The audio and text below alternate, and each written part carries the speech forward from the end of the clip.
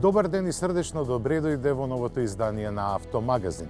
Декември е месец кога се вршат сублимати на тековната година. Ништо поинаку не е ниту во автомобилската индустрија. Денеска ја правиме нашата емисија на полигонот Навак блиску Белград.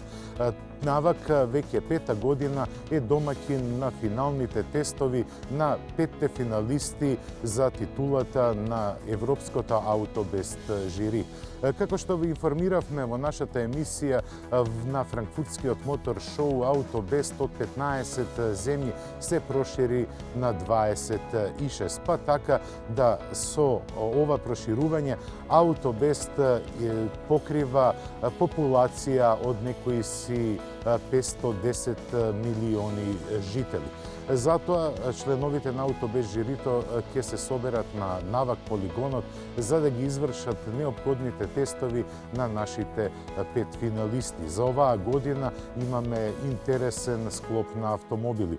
Тоа е Honda HR-V, потоа Opel Astra, ова зад мене е Fiat Egea, Hyundai Tucson и на крај Mazda CX-3. Реков на крај, но не и последна. Повеќе за тестовите и за финалистите ќе видите веднаш по рекламите. За некого откажување од целта, за него предизвик за победа. За некого потежок пат, за неа невообичаен. Новата генерација теренски возила на Mercedes-Benz. Време е за нова Корола. Поголемо задоволство за 15% пониска цена на сите модели на Корола. Одбери Корола со вклучени алуминиумски бандажи за секој купен модел. Вози и уживај. Ве очекуваме во нашиот салон. Toyota, always a better way.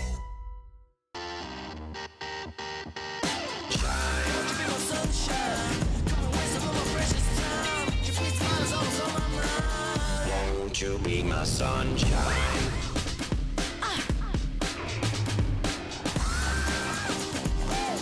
Разбуди ја енергијата во себе. Новиот Peugeot 208. Наскоро во Македонија.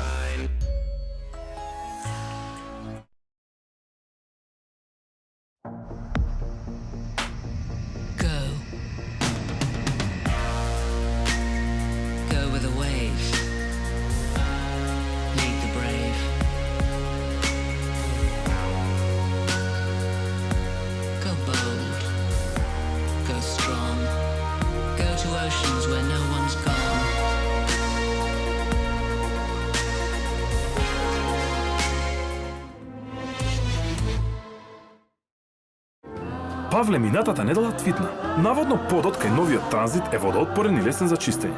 Хаштаг да видам да не верувам. Ајде да провериме.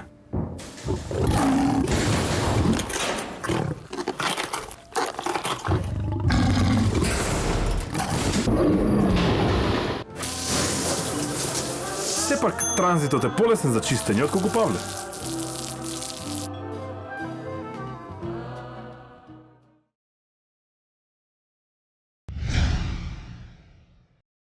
Добре дојдовте назад во Автомагазин. Како што најавив, ние се наоѓаме на полигонот Навак покрај Белград, каде што ќе се извршат поголемиот дел од тестовите на финалните пет автомобили за титулата на Аутобест жирито. Како што спомнав, 26 земји, 26 врвни новинари и најпризнати по нивната работа во своите земји ги представуваат сите оние квалитети што ги наметнува Европскиот Автобест жири. Ние денеска имаме извонредно интересни пет автомобили кои се финалисти. За прв пат во историјата на постоењето на Аутобест жирито, значи прв пат во 15 години во финалистите имаме дури 3 спортско корисни возила. Тоа е Hyundai Tucson, потоа Mazda CX-3 и новата Honda HR-V. А од класичните автомобили, од седаните и хечбеците, представници се Opel Astra и Fiat Egea, односно Fiat Tipo. По сите оние прописи кои ги налага ауто без жирито, на овие автомобили ќе бидат направени разни тестови, а ќе ги оценуваме по 13 критериуми и 6 субкритериуми. Тоа е една масивна работа која бара голема концентрација, голема посветеност, бидејќи се работи за 210 поени кои ги има секој член од жирито да ги распредели во тие 13 критериуми и 6 субкритериуми, но мора да се внимава ниту еден автомобил да не биде оштетен. Голема улога има просторот на автомобилите, технологијата, но и цената, бидејќи оваа награда се однесува на автомобилот кој во себе содржи најдобра технологија, најмногу простор, најмногу опременост, но со најпристапна цена за сите пазари. Но пред да ви ги представиме начинот на тестирање и она што го правиме на патеката навак, ќе ве запознаеме со сите 5 финалисти.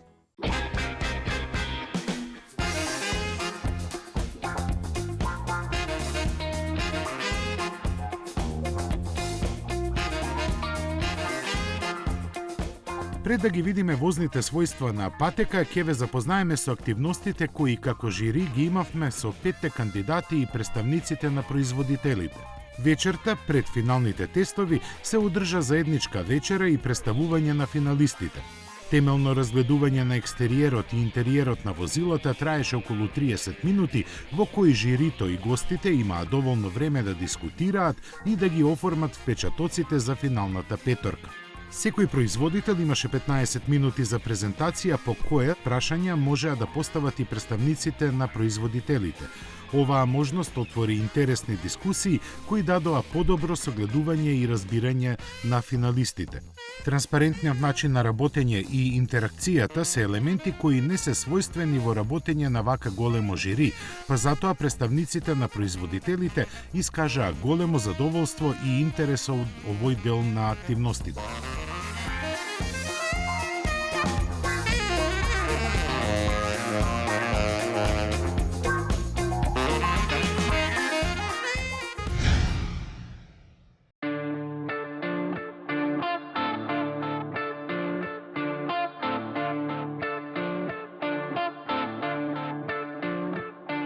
Според автомобилската класификација, 5 финалисти припаѓаат на различни сегменти возила. Директни конкуренти се Honda HR-V и Mazda CX-3. Hyundai Tucson е исто така класифициран во групата на спортско-корисни возила, но по габарити е поголем. Opel Astra е хеджбек од средната ниска класа, додека Fiat Tipo е во истиот сегмент со Астрата, но тој е седан. Нивна заедничка основа е еден од критериумите на ауто без жирито, а тоа гласи: номинираните возила не смее да ја надминат границата од 20.000 евра без калкулирани давачки. Hyundai Tucson е најголемо возило помеѓу финалистите. Тоа е вистинско олицетворение на новиот пристап на компанијата, истакнувајќи се со атрактивен дизајн, голема удобност, широк избор на опрема и технологии.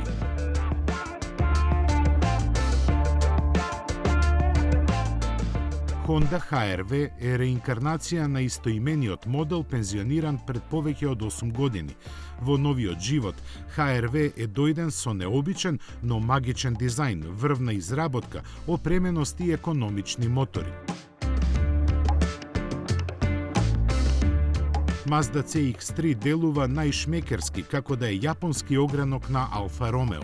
Со убедливи возни својства, опрема, но и цена, таа се истакна на прв поглед.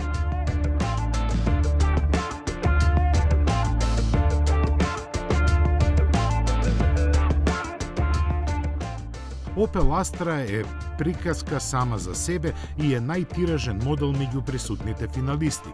Одличниот внатрешен простор, уште подоброто управување, економични нисколитражни мотори со доволно сила се атрибутите со кои се наметнува компактот од Руселска.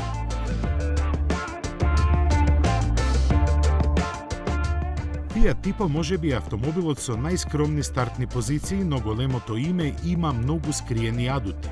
Интригантниот дизајн, поддржан со голем внатрешен простор, богата опременост, 500-литарскиот багажник и повеќе од атрактивна цена го права да биде повеќе од интересен за сите.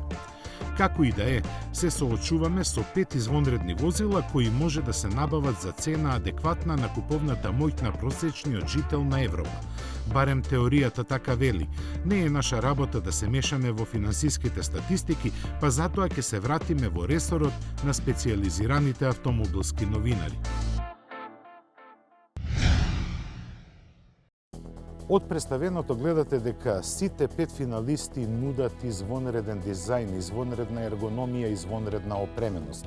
Но нас не интересира исто така како тие ќе се однесуваат во своите динамички својства. Затоа Ауто без жирито прави два теста. Едниот е на отворен пат, а вториот е на затворена патека. Па како што иде редот, првично ќе ги возиме сите овие автомобили на регионални и автопатишта во некои должина од 130-140 километри, па да видиме што забележа нашата камера во тестирањето на отворен пат.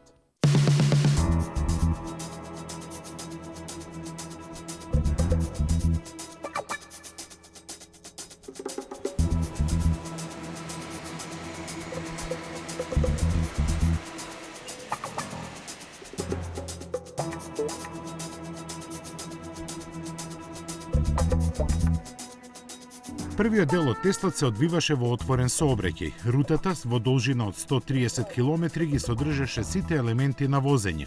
Секој финалист беше представуван од 3 возила кои беа возени од по 2 члена на жирито, а во автомобилите на задните седешта седеа представниците на компаниите, подготвени да одговораат на дополнителни прашања.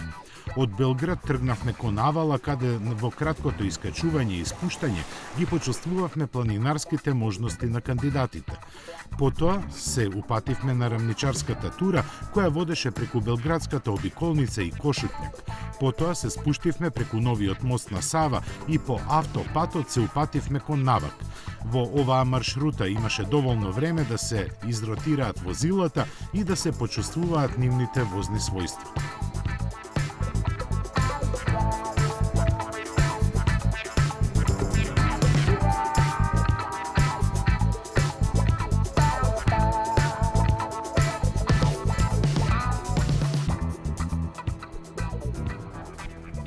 И по извозените 140 на километри на отворен пат, секој од овие возила се истакнува со некоја способност. Јас сакам да ги пофалам светлата на Opel Astra. Ние имавме прилика да ги возиме и навечер и таа така наречената iLED технологија го осветлува патот на магичен начин.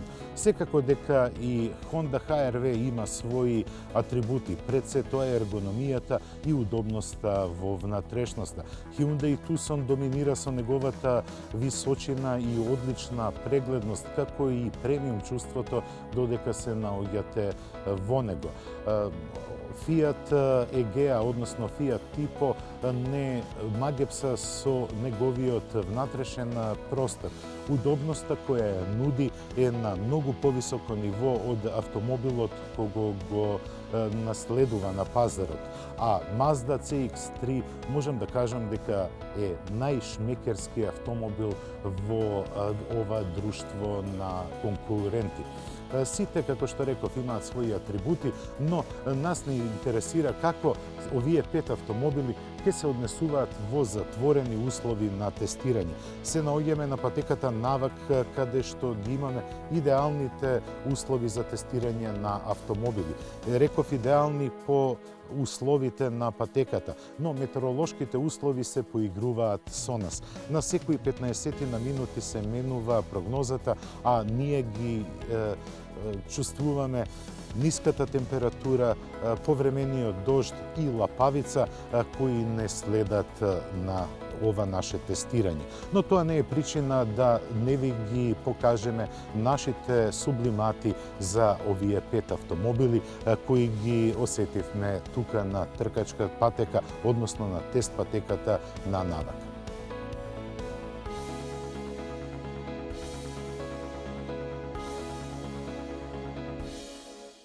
И возењето го започнувам со возилото со кое имам направено најмногу километри. За него можам да кажам дека е најемотивно од сите 5 возила. Мазда до сега имаше прагматични дизајни, но од неодамна Мазда прави извонредно емотивни автомобили. Доказа тоа е токму CX-3. Испод хаубата имам 2-литрен мотор од 150 коњски сили, се разбира бензинец, кој кога го терате на високи вртежи се истакнува со својата гласност.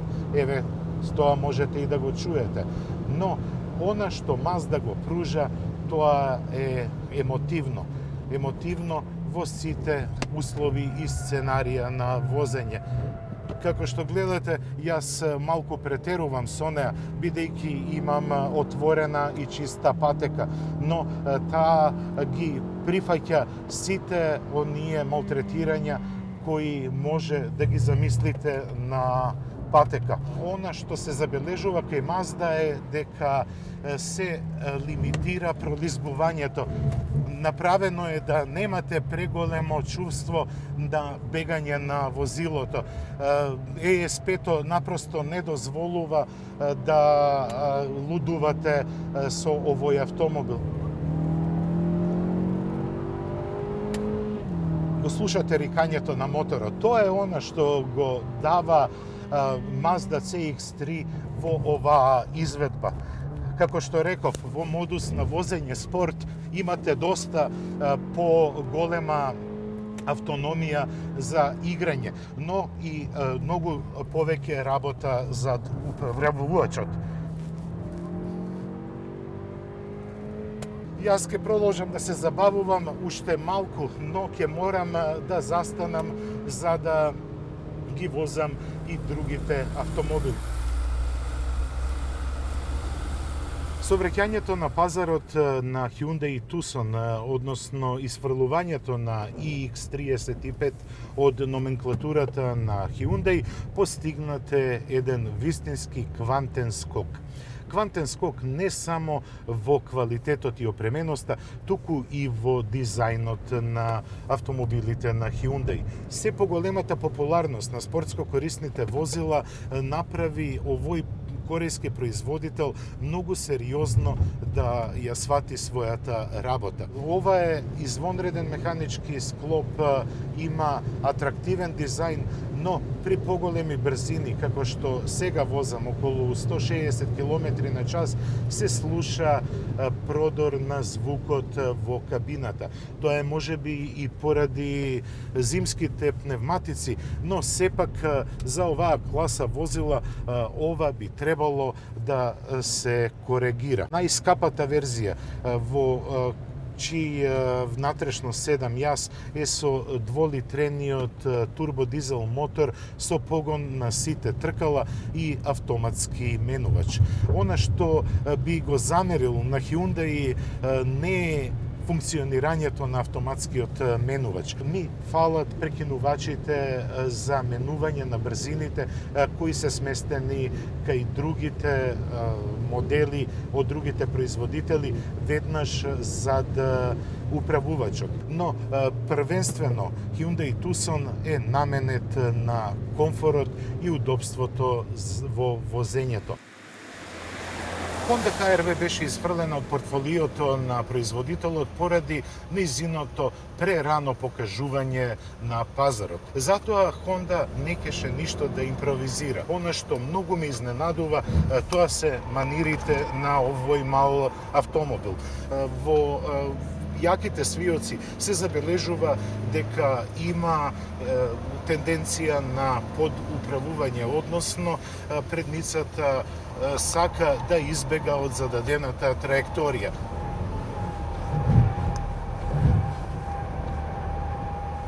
Во долг десен свиок овој автомобил многу добро се покажува, односно многу лесно се контролира. Она што многу ми се допаѓа, тоа е амбиентот на внатрешноста.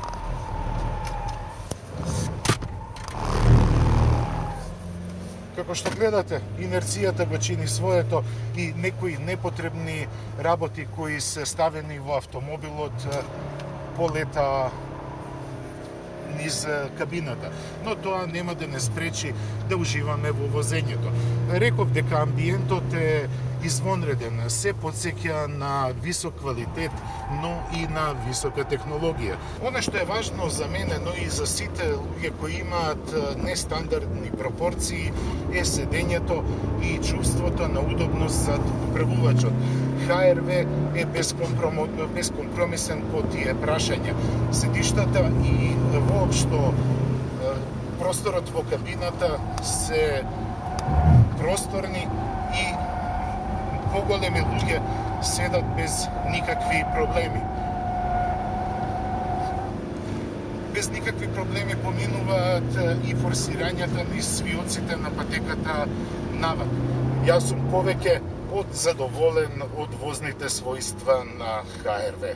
Opel Astra е исто така нов производ кој ни доаѓа од Руселскајм. Во неа се полагаат многу надежи, бидејќи за прв пат овој автомобил од повеќето мои колеги е класифициран како вистински машки автомобил.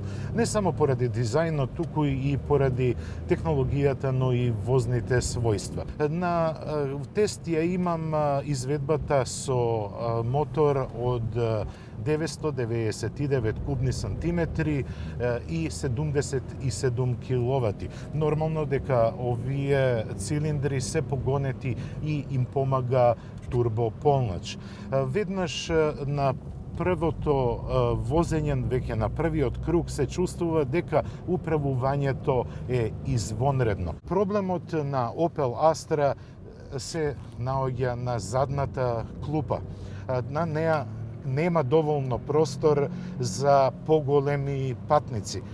Таа е направена по теркот на претходната генерација, но овој автомобил е скроен за да направи задоволство во возењето и тоа го чини. Особено кога зборуваме за неговите манири кога се вози во свиоци. Полн погодок направија инженерите на Opel, што се однесува до подпирањето, звучната изолација, но и дизајнот во внатрешноста е повеќе од прифатлив. И евене во кабината на втората лимузина, која е во финалните 5 на AutoBest. Можеме да кажеме дека ова е сериозен производ со големи амбиции. При поголеми брзини се чувствува продорниот звук на моторот во внатрешноста. Но она што ме изненадува, иако возам поагресивно, тоа е однесувањето на седан каросеријата. Седаните поради балансот на тежината знаат да бидат понеблагодарни за возење во однос на хеджбек каросериите поради инерциите на задниот дел што владеат. Но Егеа е извонредно избалансирана, што се однесува за низината класа, се разбира. Со погонот на предните тркала, таа добро се однесува во свиоците, но и балансот на самото подпирање е повеќе од задоволителен. Јас немам поголеми проблеми во совледувањето на свиоците, но имам еден проблем кој не може да го регистрира во моментов камерата, а тоа е преблискиот однос на педалите, на ножните команди, па така да ногата понекогаш и помалку ми заглавува помеѓу педалата за забрзување и педалата за стопирачките. Ова е автомобил кој би требало да постигне големи тиражи и да биде добро продаван на 3 континенти, да одговори на секакви потреби, а пред се на флотните купувачи, но и на семејствата. Па затоа Fiat се потруди да ги избалансира сите вредности неопходни за вакви автомобили. Како што најавив на почетокот на емисијата, тука се наоѓаме со 26 представници на 26 европски земји.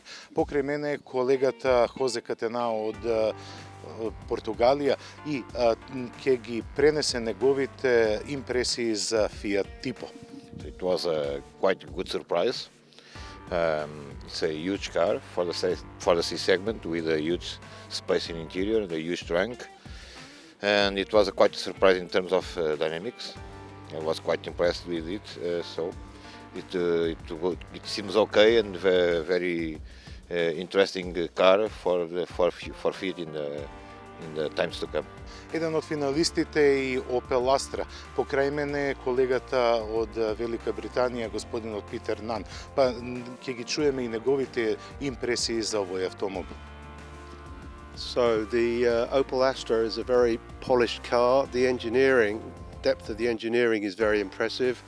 The range of engines, the comfort, packaging, it's a very high-grade, polished product. I'm very impressed today. Петро Суцис е еден од најстарите членови на Auto без жирито. Ни доаѓа од Кипар, а тој ќе ни ги пренесе неговите импресии за Opel Astra. Actually, I was impressed by the 1-liter engine of Opel Astra. I didn't expect it to be so powerful and efficient, and also the design. Еден од најважните западноевропски пазари за Fiat Tipo ќе биде Шпанија. Затоа го поканив и мојот колега од Шпанија да ги пренесе неговите впечатоци за овој автомобил. A bit surprised because maybe because the expectation was low regarding this car, but I'm really surprised because of the handling of the car.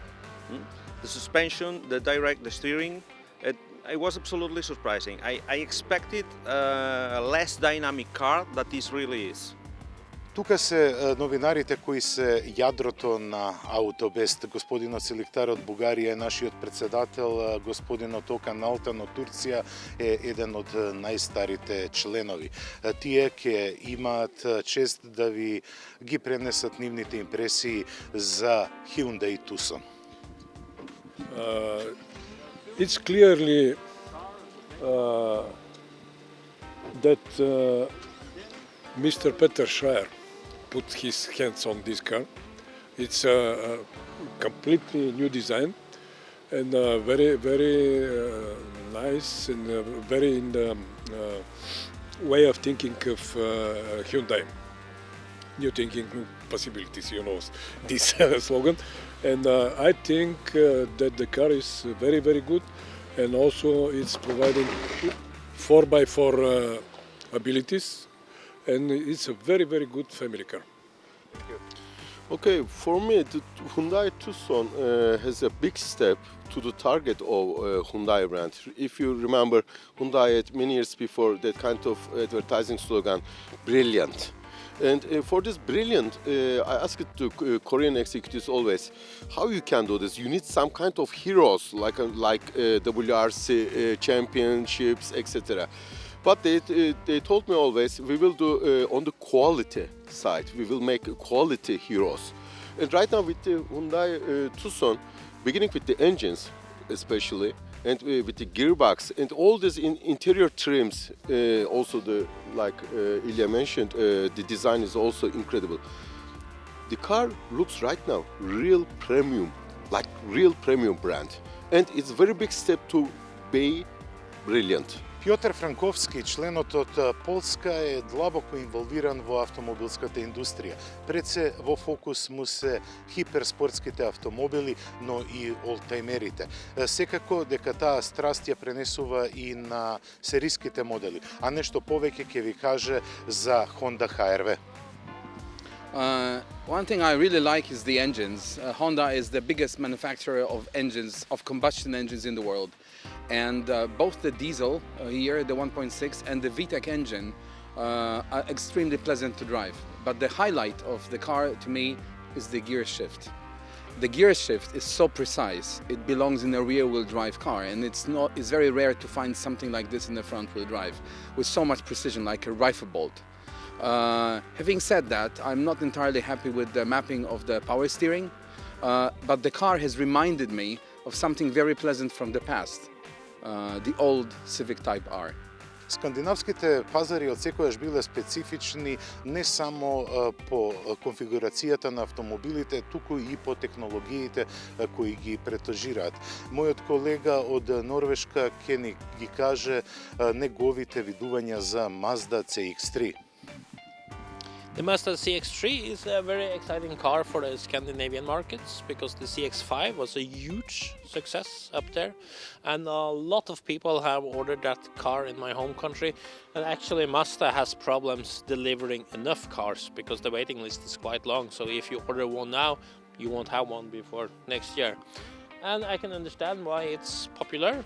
I have to say it drives very well. It's a very easy driving car. It has a nice steering feel. I think Mazda is good with quite sporty characteristics in the chassis, and you get a lot of equipment, really, also safety equipment for a relatively nice price. So it's a car that is easy to like, I would say. Проширувањето на жирито се однесува на западноевропските земји. Денеска во нашата емисија го имаме мојот нов колега Жан-Ерик Раул од Франција, кој е главен и одговорен уредник на списанијата L'Equipe и L'Automobile. Него го најдовме задуправувачот на Honda HR-V, па да го чуеме што има да каже за тој автомобил. So what I can say about this HR-V, it's a good-looking vehicle. It's fun, it's good design, good interior, but it's not really fit for the track because there's body roll. You have some traction issues. But otherwise, it's a fun vehicle with an high revving engine, good gearbox, good steering. So it's for having pleasure with the family. That's a good car. Максим Кадаков ни доаѓа од Русија. Тој е главен и одговорен уредник на списанието за Рулем, кое е најголемо во Русија. Но него денеска нема да го прашуваме ништо за неговото списание, туку за неговите импресии од Mazda CX-3. Mazda CX-3 is a very interesting car with agile chassis. It's a typical Mazda, but unfortunately this car is not very roomy inside. I need a little bit more car even in this form factor, I mean even in this size. For example, the luggage compartment is very small. The main competitors like Hyundai Tucson, for example, or even Honda HR-V, the new one, have a bigger compartment for luggage, so it's very important for our customers, for our people also. And we need more ground clearance. I'm talking about, of course, about Russia, about our roads, and we need more probably not so stiff chassis. So it's a typically European car with Mazda DNA inside. So probably it's not so bad. It's a very good car. Со завршувањето на денот полека завршуваат и активностите на нашето жири. Петте финалисти покажаа извонредно високо ниво, не само технолошко, туку и ергономско на отвореното возење на отворениот пат, но и во возењето на патеката навак. Жирито составено од 26 водечки новинари од европските земји годинава ќе има извонредно тешка задача. Тешка задача затоа што сите 5 финалисти се на како што реков, едно високо ниво. Може би голема улога ќе игра и цената на овие автомобили, бидејќи во духот на Европскиот ауто без жирија да се избере Best Buy автомобил, што значи дека автомобилот не само што треба да биде технолошки извонреден, ергономски, дизајнерски, тој треба и да има адекватна цена. Цена која ќе биде адекватна за поголемиот дел од 570 милиони жители на стариот континент. Се разбира дека во оваа емисија нема да ви соопштиме кој е победник, бидејќи и самите не го знаеме. Според пропозициите на Ауто без жирито, гласањето ќе се одвива во втората половина на декември, кога и ќе бидат објавени резултатите кој е годинешниот победник за титулата Ауто Бест за 2016. Тогаш и ќе знаеме каде ќе се одржи гала вечерта. До тогаш јас ве поздравувам. Следното издание на Автомагазин е за 7 дена, значи следната сабота во 14 часот и 45 минути. Очекувајте не со нови возбудувања од светот на четирите тркала. До тогаш ви посакувам се најубаво и до гледање.